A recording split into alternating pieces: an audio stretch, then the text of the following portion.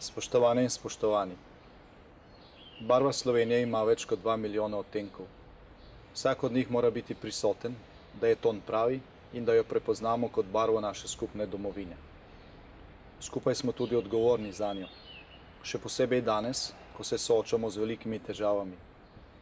Druge države in drugi evropski narodi so gospodarsko krizo večinoma že pustili za seboj. Ponovno stopajo po poti razvoja in napredka. Žal pri nas ni tako. Znanje pridobljeno pri učinkovitem vodenju države in Evropske unije je bilo v zadnjih letih potisnjeno ob stran. Ponujena roka sodelovanja je bila zavrnjena. Prevladali so ideološki vzorci izključevanja. Zato smo še vedno sredi gospodarske in politične krize. Vladajoča koalicija je po stalnih medsebojnih prepirih razpadla.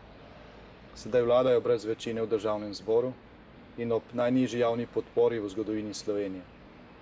Podjetja ob tem propadajo, dolgovi države strmo naraščajo, mnogi, še posebej mladi, ne dobijo dela in zaposlitve. Ogrožena je naša skupna prihodnost in prihodnost naših otrok. To drsenje navzdol smo dolžni zaustaviti. Na tej spletni strani boste našli predloge protikriznih ukrepov, ki jih je v tem mandatu ponudila Slovenska demokratska stranka. Vladajoči jim niso prisluhnili. Ponujemo tudi nekatere nove. Slej ko prej jih bomo morali uresničiti. Zato bi radi slišali vaše pripombe nanje ali vaše dodatne predloge. Več glav, več ve. Skupaj lahko zaustavimo to ujmo neodgovornosti. Samo zaustavljanje padanja ne bo dovolj. Slovenija zmore več, veliko več. Slovenski razvojni izziv je družba blaginje. Ta cilj je velik, vendar dosegljiv. Družbo blaginje lahko dosežemo le, če bodo potenciali naroda in posameznikov izkoriščeni v celoti in če bo lahko vsak član družbe prispeval po svoji moči in hotenju.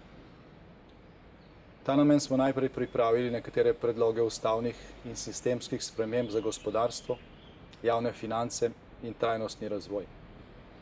Omejiti želimo nebrzdano državno porabo in prekomerno zadolževanje. Zagotovili bomo pogoje za gospodarski in družbeni razvoj, rast in delovna mesta in za učinkovito uporabo najnovejših tehnoloških in znanstvenih dosežkov v praksi. Vabljeni kritični razpravi o naših pobudah.